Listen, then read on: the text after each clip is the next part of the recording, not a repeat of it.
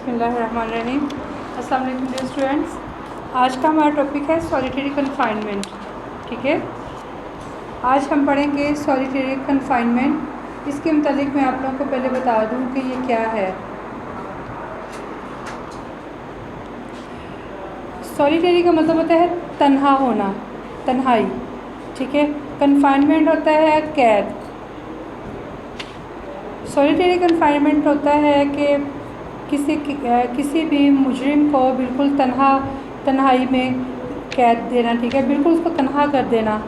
ऐसा किस सूरत में होता है? मोस्टली उस सूरत में कुछ ऐसे आदि मुजरिम होते हैं जो कि इकट्ठे, जब वो लोग इकट्ठे मौजूद हो तो वहाँ पे खुद डिस्टर्बेंस पैदा करते हैं, तंग करते हैं, या उन्हें ज़्यादा ज़हनी तौर पे या किसी भी तरह से टॉर्चर करने के लिए, कि उनसे सच उगलाने के लिए बहुत सारी सूरतें होती हैं जिनकी बुनियाद पे उन्हें सॉलिटरी कन्फाइनमेंट जो है ना वो लागू कर दी जाती है, उन्हें सज़ा दे दी जाती है कि ये आप बिल्कुल तन्हा रहेंगे।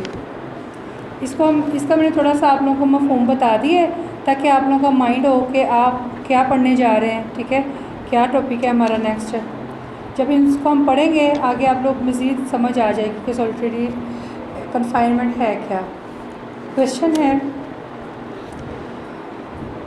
Introduction of solitary confinement. Solitary confinement is a form of imprisonment. It is such form of imprisonment through which psychological pressure is imposed upon an offender by disallowing him to have any contact with other persons during imprisonment.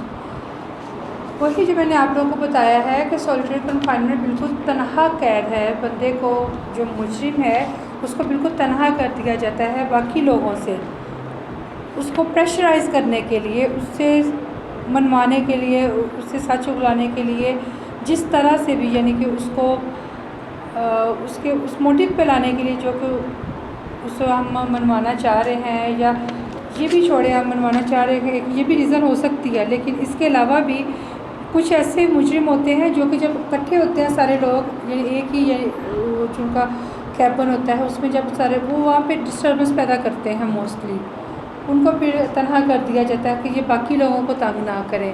और कुछ ऐसे आदि मुजरिम होते हैं, उनको अलहदा कर दिया जाता है कि इन्हें अलहदा रखा जाएगा, प्रेशराइज़ किया जाएगा, तो लिहाजा ये फिर इजी होगा इन्हें सज़ा के दौरान इनसे कुछ मनवाना या इनसे सच उगलवाना या किसी भी तरह से। Who can award solitary confinement? ये सॉलिटरी कन्फाइनमेंट, इसका हुक्म कौन दे सकता है इस सज़ा का? Court can award solitary confinement.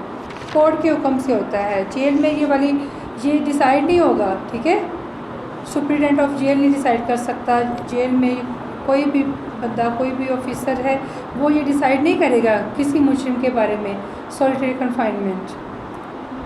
However, condition is that court can award such confinement only in that case in which a person is convicted of an offender for which the court has power under Pakistan Penal Code to sentence him to rigorous imprisonment. कह रहे हैं कि अदालत ऐसी कैद का हुक्म सिर्फ इस केस में दे सकती है जिसमें एक जुर्म जो है, एक शख्स को जुर्म के लिए मुजरिम करार दिया जाता है। ठीक है, यह सज़ा या किसी भी पर्सन को हम बाइज उठा के डायरेक्ट ये सॉलिटरी कन्फाइनमेंट में नहीं डाल सकते। अदालत से पहले ये, उसका कोई भी जुर्म है, अदालत से पहले ये डिसाइड होगा कि ये मुजरिम है। किसी पर्सन को हम उस वक्त तक मुजरिम नहीं कह सकते जब तक उसका जुर्म साबित नहीं हो सकता। ये आपकी फील्ड में ये एक मेन पॉइंट है। ठीक है, हमेशा मुल्ज़िम कहा जाता है। मुल्ज़िम क्यों कहा जाता है? जिस पे इल्ज़ाम लगाया गया। ठीक है, इल्ज़ाम सच्चा हो झूठा हो, जस्ट इल्ज़ाम होता है, वो बाद में साबित होता है कि ये इल्ज़ाम सही है या नहीं। जब वो इल्ज़ाम उसके ऊपर साबित हो जाता है कि ये जो इस पर इल्ज़ाम लगाया गया है वो सही है, तो वो फिर मुल्ज़िम से मुजरिम बन जाता है। इसमें ये बताया जा रहा है कि कोर्ट जो है, कोर्ट के हुक्म के मुताबिक सज़ा दी जाती है। सॉलिटरी कन्फाइनमेंट एक सख्त किस्म की सज़ा है। ये नॉर्मल थोड़ी है कि एक बंदे को जाके बिल्कुल अकेला तन्हा, उससे कोई मिल नहीं सकता, उसके पास कोई आ नहीं सकता, कोई जा नहीं सकता, वो जेल में बाकी लोगों से बातचीत नहीं कर सकता, वो बिल्कुल तन्हा छोड़ दिया जाता है उसको सज़ा के तौर पे। और ये उस सूरत में होता है जब कोई मुजरिम साबित हो चुका होता है अदालत के ज़रिए। At what scale solitary confinement can be awarded, उन्होंने कहा है कि ये किस पैमाने पे, किस मेयार पे ये लागू होगा या हुक्म दिया जा सकता है। अंडर पाकिस्तान पीनल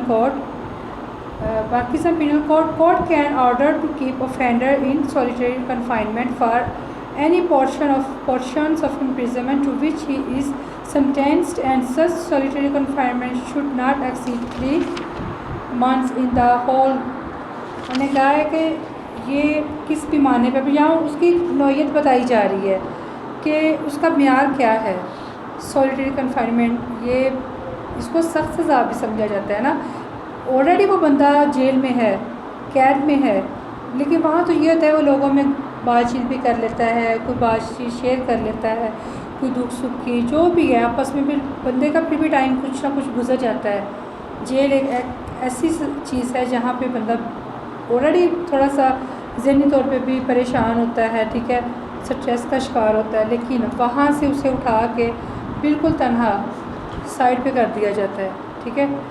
वो इसमें ये बताया जा रहा है कि ये कब और किस म्यार के मुताबिक, ये किस नौयत का ये होगा। इसमें ये है कि सज़ा के दौरान कि वो ऑलरेडी अंदर है, ऑलरेडी वो कैद में है, उस दौरान में बंदे को अदालत के हुक्म के मुताबिक कैद से उठा के अपने जेल से जाके उसको सॉलिटरी यानी कि तन्हाई, कैद तन्हाई में डाल दिया जाता है। और यहाँ उन्होंने उसकी एक लिमिट बताई है, लिमिट है उसकी 3 माह से ज़्यादा एक बंदे को तन्हा नहीं रखा जाएगा। I understand.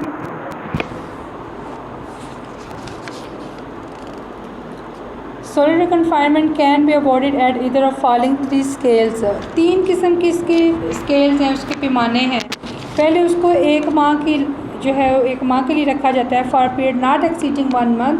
फर्स्ट टाइम उसको 1 माह से ज़्यादा नहीं, फिर दूसरी दफ़ा उसको not exceeding more 2 months, third time for a period not exceeding 3 months. ये इसकी लास्ट स्टेज है कि कम अज़ कम 3 माह से ज़्यादा नहीं। सबसे पहले उसे 1 माह के लिए, अगर वो नहीं बाज आया या उस पर कोई असर नहीं हो रहा तो फिर उसको 2 माह के लिए, 2 माह के बाद फिर उसके लास्ट उसका 3 मंथ्स के लिए उसको कैद तन्हाई में डाला जाता है। For a period not exceeding 1 month if term of imprisonment to which an offender is sentenced does not exceed 6 months, offender can be kept in solitary confinement for a period which should not exceed 1 month। कह रहे हैं कि एक अगर कैद कोई भी बंदा है, कोई मुजरम है, अगर उसकी कैद 6 माह है, ठीक है, उसको 6 माह की कैद अगर सुना दी गई है तो उन 6 माह में ये है कि कैद तन्हाई जो है अब उसको देनी पड़ रही है, तो 6 माह की सज़ा में अब ये नहीं होगा कि उसको 6 के 6 माह हम कैद तन्हाई में डाल दिया जाएगा। इन 6 माह की सज़ा में कम से कम उसको अगर ज़रूरत पेश आ रही है तो उसको 1 माह के लिए अंदर डाला जाएगा, ठीक है। ये एक बंदे की सज़ा है ही 6 माह टोटल, तो अब 6 माह में हम उनको तो 3 माह कैद तन्हाई में डाल दिया जाएगा तो उसके लिए भी ज़्यादती है ना। सबसे पहला स्टेप कोई भी काम है, जब भी हम अदालत में या अदालत जब कोई काम करती है, कोई भी स्टेप उठाती है, तो इस तरह स्टेप बाय स्टेप पहले उसको 1 माह की सज़ा दी जाएगी, फिर 2 माह की, फिर 3 माह की। अगर एक बंदे की सज़ा टोटल सज़ा उसकी 6 माह है ना, तो फिर उसके लिए कैद तन्हाई की सज़ा 1 माह रखी जाएगी। ये उसकी स्टेज है, नौयत है। For a period not exceeding 2 months, अब 2 months किन किन के ऊपर लागू होगी। If term of imprisonment to which an offender is sentence does not exceed 1 year। फ़र्ज़ करें कि एक ऑफेंडर की सज़ा 1 साल है या 1 साल से ज़्यादा नहीं है या टोटल 1 साल है, तो उसके लिए क्या किया जाएगा। Offender can be kept in solitary confinement for a period which should not exceed 2 months। 1 साल कैद वाले बंदे को कम से कम 2 माह के लिए रखा जा सकता है। Are you understand students? For a period not exceeding 3 months। अब 3 months के तक किसके ऊपर लागू होगा या किन ऑफेंडर्स को या किसको यहाँ पे रखा जाएगा। If term of imprisonment to which an offender is sentenced exceed 1 year offender can be kept in solitary confinement for period which should not exceed 3 months. इसकी भी लिमिट 1 ईयर है, ठीक है, कि एक बंदा है उसको 1 साल की कैद सुनाई गई है, तो इसमें अगर ज़रूरत पेश आ रही है कि उसको कैद तन्हाई में रखा जाए, उसकी वजह से कोई डिस्टर्बनेस है या कोई भी प्रॉब्लम हो रहा है, कुछ भी ऐसा ज़रूरत पेश आई है तो लिहाजा उसको कैद तन्हाई में भेजा जाए, तो ये उसके लिए और बाकी लोगों के लिए बेहतर है।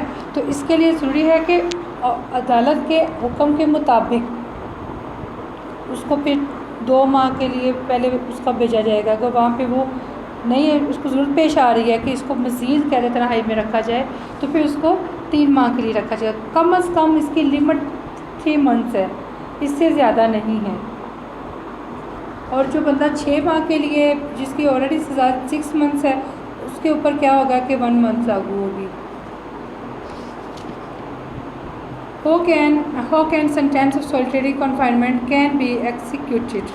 Sentence of solitary confinement can be executed following 2 modes: 14 days, पहले 7 days, 14 days के लिए और 7 days के 2 modes हैं उसके। 14 days के लिए कैसे होगा? In executing a sentence of solitary confinement, such solitary confinement should in no case exceed 14 days at a time, with intervals between periods of solitary confinement of not less duration than such periods.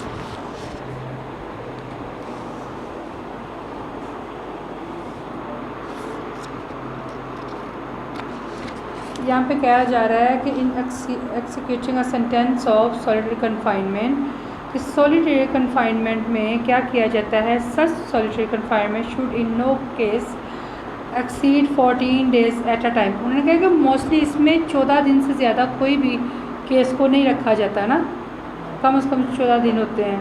With interval between periods of solitary confinement of not less duration, कि इसका जो म्याद होती है, इसकी मुद्दत होती है, ठीक है, वो कम से कम 14 दिन होती है, और इसके दौरान कैद तन्हाई जो है अरसों से कम ना हो के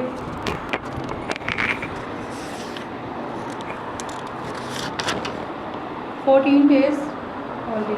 समझ आ रही है आप लोग की? यहाँ पे क्यों नहीं आ रही? अगर कोई प्रॉब्लम है तो आप क्लियर कर सकते हैं।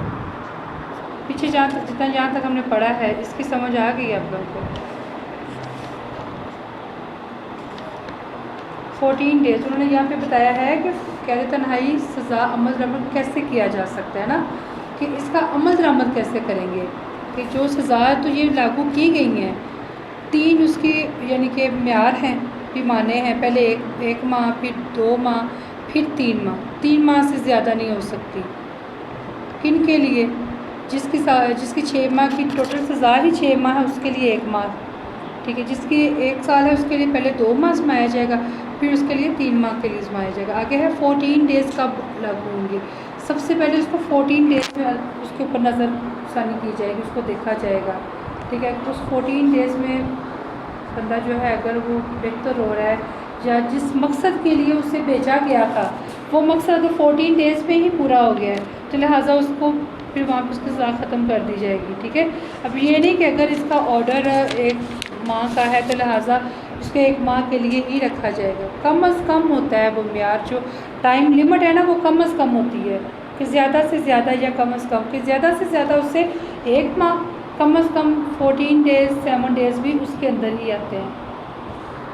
7 days in executing a sentence of solitary confinement when imprisonment award is exceed 3 months, कि कैद तन्हाई का मतलब जब कैद जिसका हुक्म दिया गया था, जो कैद जिसका हुक्म दिया गया है उसकी म्याद अगर 3 माह है, यानी 3 माह से वो ज़्यादा नहीं है, the solitary confinement should not exceed 7 days in any 1 month of the whole imprisonment awarded।